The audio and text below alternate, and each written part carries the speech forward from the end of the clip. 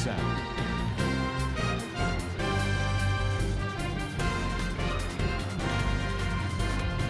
Will be reported by Krista Watkins regarding the women taking the majority in the Colorado and Nevada legislation. I'm Krista. And I'm Kaylee. And we're here to bring two of our hard news stories. First up, we have our first in U.S. history as women take the majority in Nevada State Legislature. On Monday, February 4th, 2019, Nevada State House begins its legislative session by marking a major milestone. It's the first time in the nation's history that any state legislature holds a majority of female lawmakers. Just like the country, the body is slightly more than half women. Overall, in Nevada's majority, about 50% of state representatives and senators make up majority women. Female lawmakers wore corsages and spoke about the importance of the shift in power. For example, one of them representing Nevada is Patricia Ann Spearman, who was originally elected as Senator in Nevada back in 2012 as part of the Democratic Party. Spearman had this to share. Quote, "It's been a long and hard fight. I'm starting to see some of the fruits of not just my labor, but the labor of so many other people whose names I do not know." End quote. Nevada State Senator Nicole Cannizzaro also had this to say, quote, "Having the first female majority legislature is such an accomplishment, not only for Nevada, but for the nation as a whole. For so long, I think there has been an underrepresentation of women," end quote. In today's society, I believe this ties into major themes, starting back into the conception of this country. Women have been fighting hard to have equal rights and an equal status as men. For example, during the war times, women had to take over some of the positions of men when war was going on and men had to fight. But after the war, men came home and women were put back to their original positions as working in homes. And in 1920, women barely achieved the right to vote through the 19th Amendment. Even today, women still fight for equal rights through acts such as the Women's March and Me Too movement trying to call for equal rights. It marks a further advancement of equality within our governing system, which creates major impact and stigma. With more women in office, it grants hope that the voices of women across the nation will not only be heard but listened to as well. The main focus to grab from this is that as a society and as a nation, we are making advancements in an equal playing level within the governing body. Diversity in Congress leads to diversity in thought, so I think that this is going to bring new ideas and a new way of dealing with issues, and new issues will come up just because of that said diversity. And now we have a brief 2-minute clip of two women being sworn in as Nevada's majority legislature. I stand before all of you being sworn in as the 7th female justice in the state Supreme Court of Nevada. 30 years ago, when I became an attorney in Nevada, only older, gray-haired men sat as justices on the Nevada Supreme Court. But now, on this historic day, women are the majority of the Nevada Supreme Court. I am even more thrilled to be a part of Nevada's first ever female majority on our Supreme Court, and I hope we will all be role models for the little girls out there who may be contemplating a career in the law, that they should never give up on their dreams and never let anyone else tell them that there's anything they can't do. Silver and Kadish took very different routes to their Supreme Court seats. Silver, a UNLV grad and a former Utah Jazz cheerleader, has the distinction of having served at every level of Nevada's judiciary, from municipal and justice courts to district court to a seat on the Court of Appeals. She won her Supreme Court unopposed this year. Kadish, who grew up on the East Coast and had no connection to Nevada before taking a clerkship with former District Court Judge Philip Pro, worked in private practice before winning a seat on the District Court bench. Former U.S. Senator Harry Reid recommended her to President Obama for appointment as a federal judge, but her nomination was blocked by former Senator Dean Heller. Ironically, Heller was defeated for re-election in the same contest that elevated Kadish to the Supreme Court bench. News will be reported by Kaylee on the climate change having an effect on the Himalayas. Our next story is about climate change and how it will melt vast parts of the Himalayas. At least 1/3 of ice in the Hindu Kush Himalayan region, which includes Mount Everest, will thaw by the end of the century, even if there's aggressive action to curb greenhouse gases and meet the Paris Climate Agreement. Previous studies that predicted glacier volumes in this region could decline between 45% and 90% throughout the 21st century. Rising temperatures are also a problem, which are a serious threat to 8 countries, including China, India, Pakistan, and Afghanistan. Fresh water from this region's glaciers flow into 10 major rivers, which contribute to the drinking water, irrigation, and energy needed to approximately support about 1.9 billion people, or a quarter of the world's population. Glaciers have been retreating and thinning since the 1970s, but accelerating rates have been seen since then. Troubles we already face worldwide are being worsened by our lack of concern for the planet. Climate change will also reduce how much food is produced, as the loss of glaciers have already caused severe economic damage and floods. It's not just a problem for this region, but will be affected worldwide, as ice melting could push sea levels higher all around the world. The big picture is that environmental issues blow up every once in a while, but eventually die down as people coast through life continuing habits that are detrimental to the environment. Urgent action is needed if we're going to fix the climate. My opinion is that it's ridiculous that we are having to take such drastic measures to reverse conditions of our environment that shouldn't have even been reached in the first place. For example, people will go out of their way to use more plastic straws when it's said that we're not supposed to because it's bad for the environment, and people think recycling is a waste of time. However, these simple changes, if enough people do them, can be enough to make a positive impact on our environment. The more people that participate, the less drastic of a change people will have to take.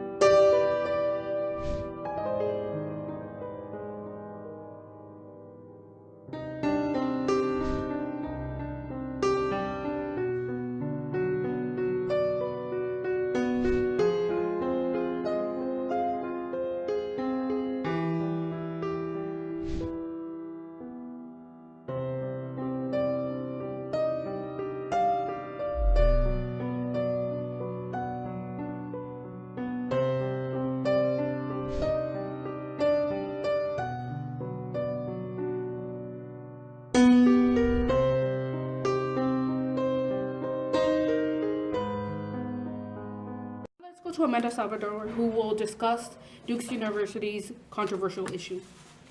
Thank you, Jennifer. Hi, this is Amanda Salvador reporting about the big controversial issue about the Duke University professor asking Chinese students not to speak Chinese in school building. The email was sent by Megan Neely, a director of graduate studies in the biostatistics. She was urged to send the email as some of the Chinese students were speaking Chinese very loudly in the study areas. The email contained, "Please, please, please keep these unintended consequences in mind when you choose to speak in Chinese in the building. I have no idea how hard it has been and still is for you to come to the US and have to learn in a non-native language. As such, I have the utmost respect for what you are doing. That being said, I encourage you to commit to using English 100% of the time when you are in HUC or any other professional setting." The email has stirred both the US and especially China. It has received a lot of criticism and hate. This resulted to the professor sending an apology by stating, "I deeply regret the hurt my email has caused." On top of this, she also voluntarily stepped down from her position as the Director of Graduate Studies for the Master's Program. A lot of Chinese people, both living here in the United States and back home in China, are not really happy about it, and they found it very discriminatory and racist. I asked a Mandarin teacher currently teaching here in Temescal Canyon for her opinion about the matter and how big of an impact it has back in China. Okay, yeah, sure. What's your opinion about the controversial issue? For the Duke University For the thing? Duke University? Yeah, I think it's ridiculous.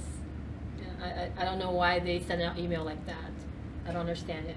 Okay, so as a Chinese, how do you feel about it? Actually, I don't understand it not just because it's to Chinese students. Because today it could be Chinese student, tomorrow it could be Korean student, Japanese student, one day it will be French, German, every student from other country speaking another language. So I don't think it's just for Chinese students. And I heard they actually send emails in the past. It's just target to all the foreign language, so not just Chinese. This time it's Chinese, but yeah, to be honest, personally, I don't feel like I'm offended because I'm Chinese. I'm offended because it's just for foreign students or immigrants. Yeah. So back in China, is it a big deal over there? Yeah, for younger people, like if you ask my parents, they probably don't know. But if you ask my friends, they know because you know the Chinese Weibo is like the Twitter in China.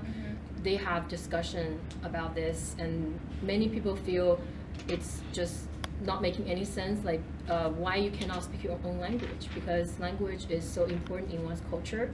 If you are forbidding one person to speak their own language, you're basically force them to abandon their part of their culture, at least, right? And you cannot do that to people.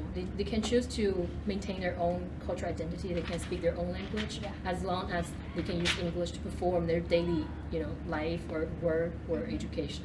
So Okay, thank you. You're welcome. So why is this very important? This is very important because it shows that racism and discrimination are so prominent to Asians in today's society. On top of that, it also shows that some Americans are still not accepting and respecting other people's culture, even if America has become a very diverse nation when it comes to all kinds of people. The big picture here is Asians are still not fully accepted by the society. They face discrimination just as much as Latinos and African American people. In my opinion, I lost my respect for someone who is really educated and has a very respectable position in a very well-known university. Neely is supposed to set a good example to her students, but instead, she judged and discriminated them and degraded them. If she would have just respectfully asked and not demand the students to speak 100% English in campus, then it wouldn't be that bad. Back to you, Jennifer. A Texas man's e-cigarette explodes in his face. So, this is Jennifer Chabot reporting on the Texas man who died after his e-cigarette exploded on his face. What is an e-cigarette, you may ask? An e-cigarette is a man-held electronic device that stimulates smoking. While many of its users say it's less harmful to the body compared to regular cigarettes, research has shown that e-cigarettes are considered tobacco products because most of them contain nicotine.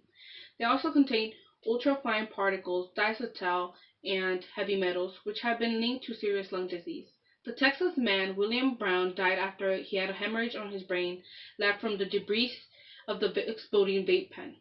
It dissected into his left artery. This isn't the first time an e-cigarette explodes. According to the U.S. Fire Administration, there has been 195 incidents of e-cigarettes exploding. Even though e-cigarettes are extremely popular in our society and everybody is using them, it doesn't mean that they're safe to use. In the short term, they're fun to use, and in the long term, they're dangerous. The teens and adults today use e-cigarettes, and they feel like it's better than using a real cigarette, so it's very popular in our society. In my opinion, teenagers and people overall should check to make sure if a certain product is okay to use before using it, because they're putting themselves at risk. In a California electronics store, 1 minute a customer is in a back room picking out a TV. The next, his pocket explodes into sparks and flames. He is screaming and yelling. All of his right leg was completely burnt.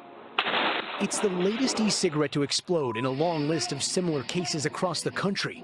Experts saying most are caused by lithium-ion batteries, often used in modified vape devices made overseas. A study showing 62% of explosions happen while the e-cigarette is in someone's pocket or actively being used. Earlier this year, the first documented case of an e-cigarette killing someone. A 38-year-old man died after his vape pen exploded. His cause of death listed as a projectile wound to the head. Now, another e-cigarette explosion caught on camera, showing the potential for danger carried by millions every day. Gotti Schwartz, NBC News, Los Angeles. Hey, NBC News fans, thanks for checking out our YouTube channel. Subscribe by clicking on that button down here, and click on any of the videos over here to watch the latest interviews, show highlights, and digital exclusives. Thanks for watching. To Hallelujah Temeskin, who will do her journalism about the migrating of Ethiopians to Jerusalem. Hello, I would like to introduce to you all today Pastor Mokracho Kasa and Temeskin Balacho. They are both Ethiopian that moved to the United States, and they're here to discuss the first 83 of the 1,000 Ethiopian Jews that just got permission to fly from Gondar, which is in Ethiopia, and they had permission to fly to Israel, and these people have been waiting on average about 15 years, so they finally had the opportunity to go, and I would like to thank you and welcome you to the show. Okay, so can you tell us a little bit about the significance and the background of Ethiopian and Jewish communities? Pastor, no, you can start. No problem. Go ahead. Well, if we started from the biblical account, Moses, which is the father of almost the three major religions, Muslim, Christian, and Jew, he had a wife who is from Ethiopia. Mm-hmm. At the time, they call them Cushites. So, and we have a detailed account that he got married to Ethiopian. And not only that, King Solomon also had, you can call it an affair or whatever you call it. Queen Sheba had a kid from King Solomon, and his descendants were Ethiopian Jew. And not only that, beyond religious tie, we had trade interactions as well, and people actually used to go from Ethiopia to Jerusalem to pray and to do trade. So we had a lot of connections, and therefore we had a big population Jew, whom we call Falasha, which means displaced people, in Ethiopia and some part of Ethiopia, northern part of Ethiopia. I'm not sure if I forget any other. No, you mentioned it very well. Even on the biblical account, when we see on Acts chapter 8, the Ethiopian Enoch, he went to Israel to pray. When he came back from Israel, Philip, he just got him on the chariot and he evangelized him. And even from Ethiopia, Pastor Muslim mentioned, they are used to go to Israel because those people are, as he called them, we call them Falasha, and they was in Ethiopia on those times. Okay. And even we have the biblical accounts we can mention. Okay. There are so many Jewish people in Ethiopia. Okay. So can you guys give us the definition of what an Ethiopian Jew is? Are they Jewish? Are they Ethiopian? How can you tell us a little bit about that? Yeah, their ancestors, they came from Jewish. But when those people, they live longer to Ethiopia, they got so many children, and those children are born in Ethiopia, but their parents are from Israel. Okay. Moving on to the viral video of the week. For this week's viral video, we brought in a 2-minute clip from the Jimmy Kimmel Show where kids see Donald Trump about climate change and how it's very much real because we all know how Donald Trump believes that climate change is somehow fake.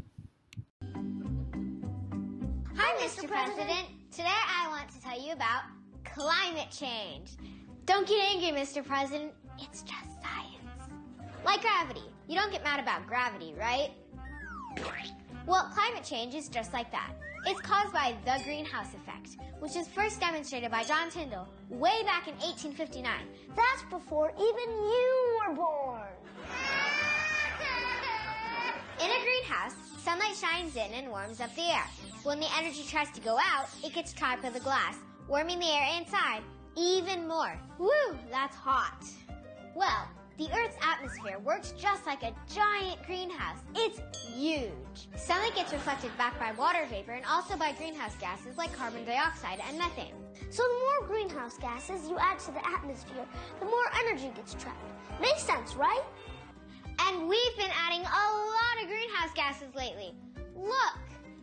All that extra trapped energy is already causing higher temperatures, melting ice, more extreme weather, rising sea levels, drought, and a lot more things that'll make Earth a pretty tough place for kids like your son Barron and me to live. And even though it's cold where you are, that doesn't mean the globe isn't heating up. What you are experiencing is weather. Weather is what happens today. Climate is what happens over the long run. And that's called climate change. You can learn more about it at climate.nasa.gov. And if there's anything else you need to know, just ask. You're welcome. The heartwarming video of the week. For our heartwarming story, Aerosmith frontman Steven Tyler celebrated the opening this week of Janie's House, a facility in Memphis, Texas for girls who have been abused or neglected. The Grammy-winning singer, known for tying scarves around his microphone stand, attended a scarf-cutting ceremony Monday at the house he helped fund. Tyler, at age 70, said he was exposed to the realities of young victims of abuse, whom he met at a treatment center. The facility is operating out of the location of a nonprofit known as Youth Villages in Bartlett, northeast of Memphis. Young Villages says it helps emotionally and behaviorally troubled children and their families live successfully.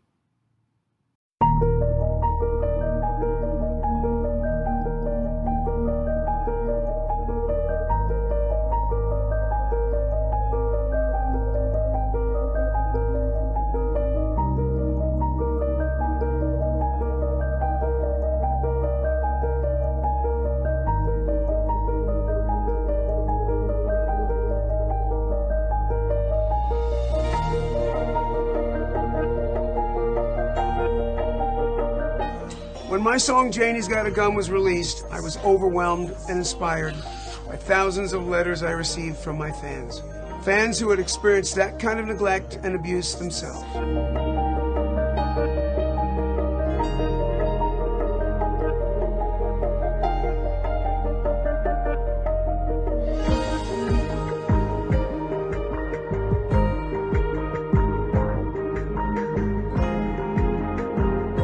Because I'm in a 12-step program. And when I go to a meeting, I meet some kid in there that did something that I did, and I take him aside and talk to him, and I go, man, if I can do it, you can do it. And I go back to that meeting a month later, and that kid's clean, I'm happy. One person.